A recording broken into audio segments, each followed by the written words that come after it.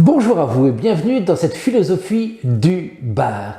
Quelques points que j'aimerais mettre en exergue concernant ces courants, je dis bien ces courants au pluriel, ces courants existentialistes du XXe siècle. Autre définition de la philosophie qui ne serait certainement pas reniée non plus par les philosophes existentialistes, à savoir la philosophie sert à vivre justement, sinon elle ne sert à rien, et c'est pour ça, ajoute André Comte-Sponville, que bien souvent, elle ne sert à rien.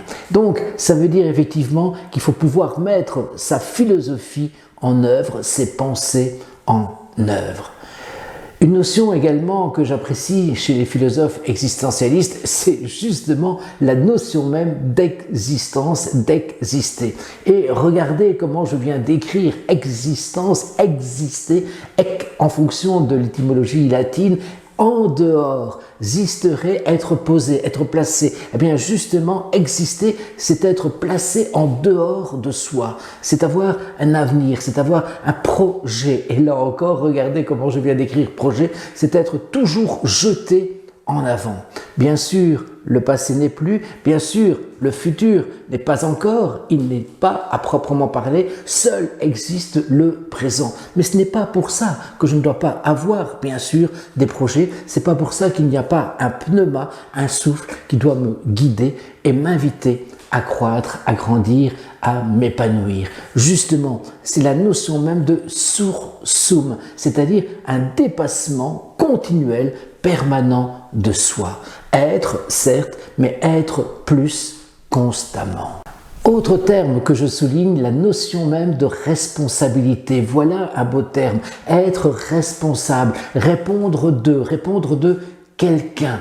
Et justement, aux yeux de Jean-Paul Sartre, nous sommes responsables de tout et de tout le monde. Et il est vrai qu'à mon échelle, je peux être responsable de l'écologie, je peux être responsable de l'environnement. Moi, à mon échelle, je peux être responsable de la politique qu'on mène à la fois en Belgique, mais aussi sur un plan international. Moi, à mon échelle, je peux être responsable de tout par mes actions, par mes engagements libres et volontaires.